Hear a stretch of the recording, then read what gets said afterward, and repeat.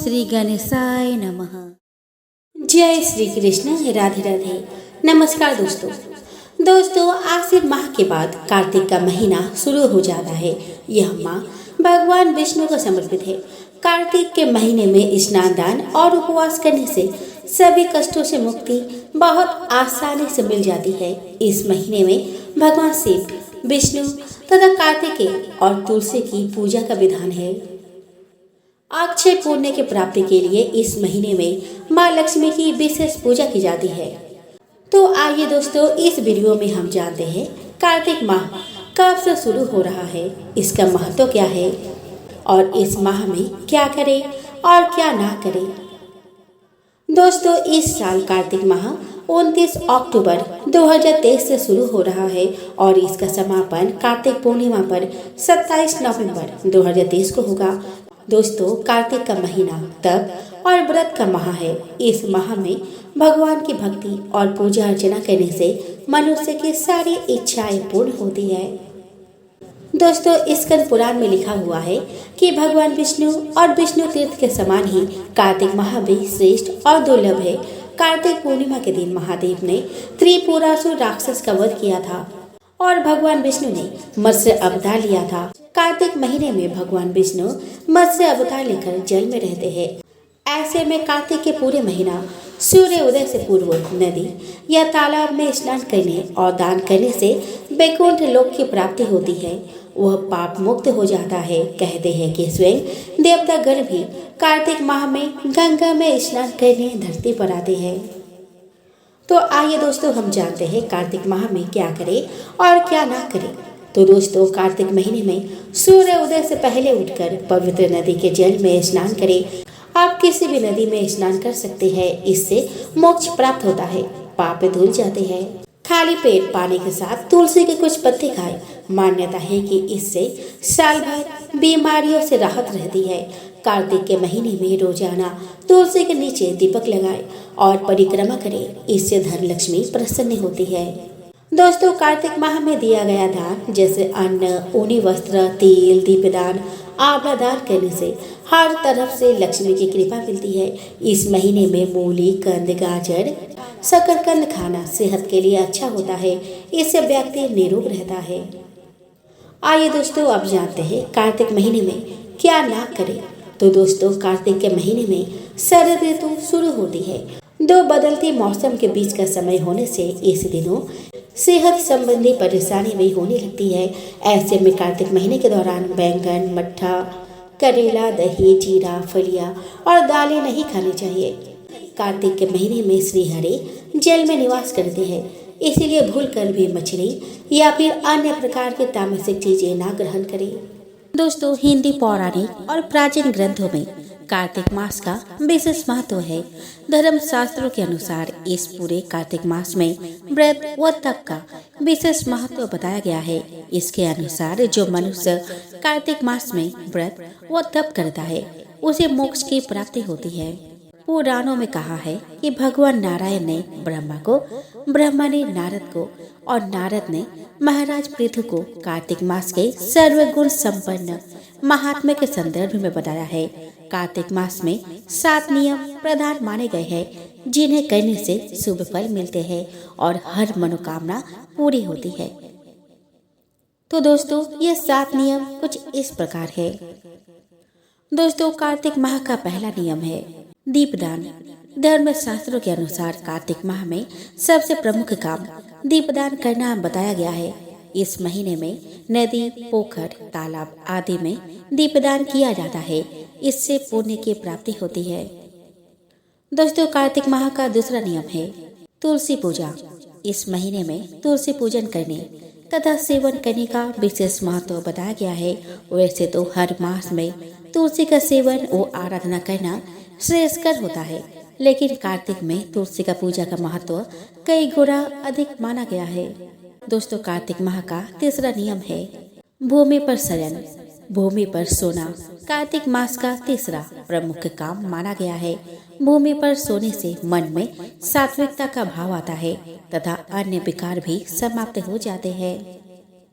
दोस्तों, कार्तिक माह का चौथा नियम है तेल लगाना वर्जित है।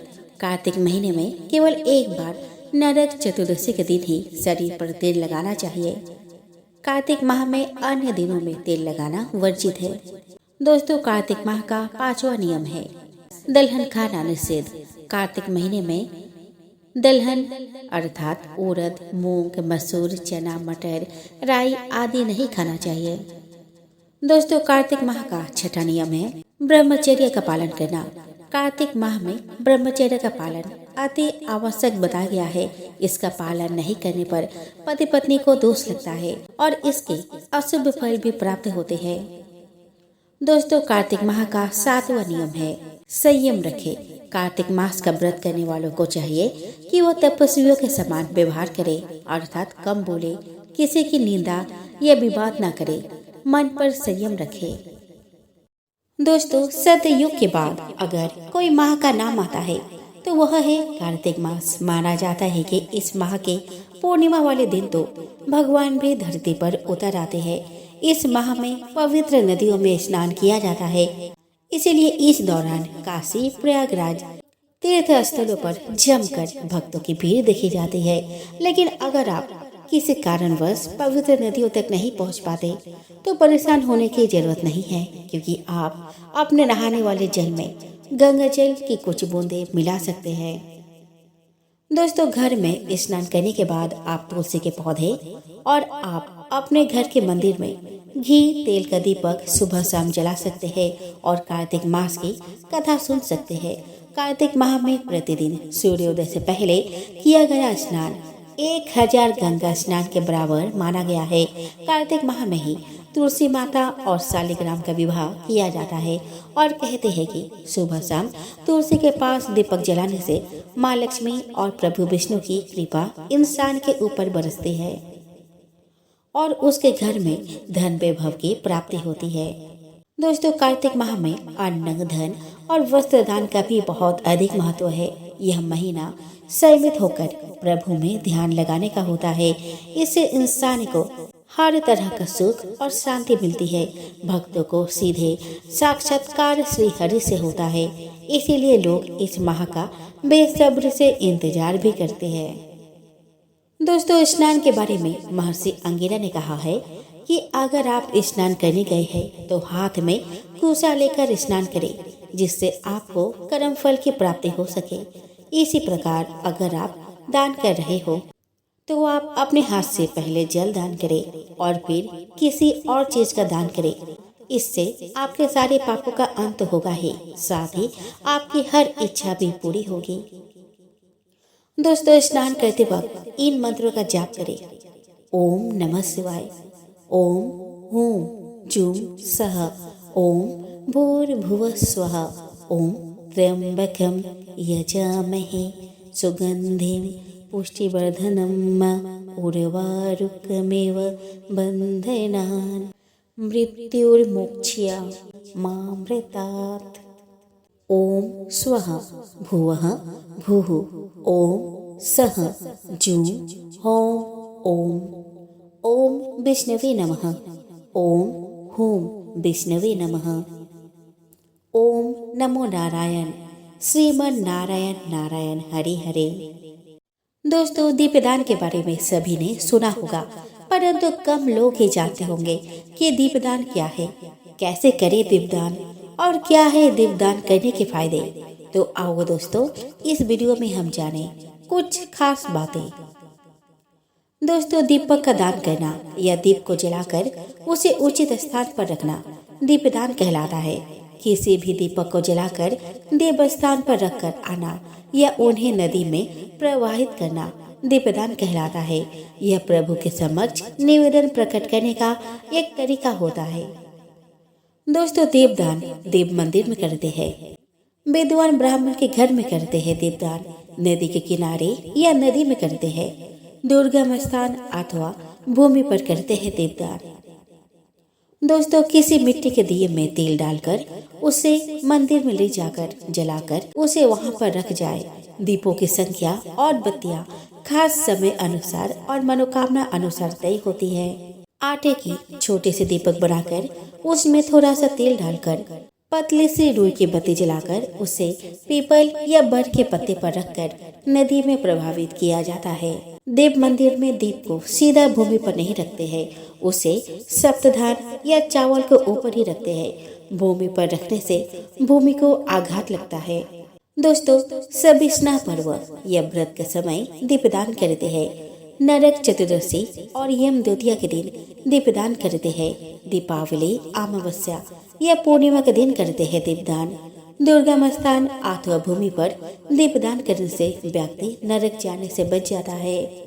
दोस्तों, पद्म पुराण के उत्तरखंड में स्वयं भगवान महादेव कार्तिकेय को दीपावली और कार्तिक कृष्ण पक्ष के 5 दिन में दीपदान का विशेष महत्व बताते हैं। वे बताते हैं कि कृष्ण पक्ष में रमा एकादशी से दीपावली तक 5 दिन बड़े पवित्र है। उनमें जो भी दान किया जाता है वह सब अक्षय और संपूर्ण कामनाओं को पूर्ण करने वाला होता है। दोस्तों, अकाल मृत्यु से बचने के लिए दीपदान किया जाता है। अपने मृतकों की सदगति के लिए दीपदान किया जाता है। लक्ष्मी माता और भगवान विष्णु को प्रसन्न कर उनकी कृपा हेतु दीपदान किया जाता है। यम, शनि, राहु और केतु के बुरे प्रभाव से बचने के लिए दीपदान किया जाता है। सभी तरह के आला बला, गृह कलह और संकटों से बचने के लिए दीपदान किया जाता है। जीवन से अंधकार मिटे और उजाला आए, इसीलिए दीपदान किया जाता है। मोक्ष प्राप्ति के लिए दीपदान किया जाता है। किसी भी तरह की पूजा या मांगलिक कार्य की सफलता हेतु दीपदान किया जाता है। घर में धन समृद्धि बने रहे, इसीलिए भी दीपदान किया जाता है। कार्तिक माह में भगवान विष्णु या उनके अवतारों के समक्ष दीपदान करने से समस्त यज्ञों, तीर्थों और दानों का फल प्राप्त हो जाता है। दोस्तों, कार्तिक मास में तुलसी पूजा का विशेष महत्व है। इस मास में तुलसी पूजा और विष्णु जी की पूजा करना सर्वोत्तम माना गया है। कार्तिक मास में आर्थिक समस्या का अगर सामना कर रहे हैं तो तुलसी पूजा का विशेष महत्व बताया गया है। दोस्तों, कार्तिक मास में तुलसी जी पर जल अर्पित करना बेहद शुभ माना गया है। इन दिनों में रोजाना सुबह उठकर स्नान करके तुलसी पर जल जरूर अर्पित करें। दोस्तों, कार्तिक मास में रोज सुबह शाम तुलसी जी पर दिया जरूर जलाए। तुलसी पर दीपक शाम 5 से 7 बजे के बीच में जलाए। साथ ही तुलसी के गमले पर स्वस्तिक का चिन्ह जरूर बनाए। दोस्तों, तुलसी पर दीपक जलाते समय इस मंत्र का जाप जरूर करें।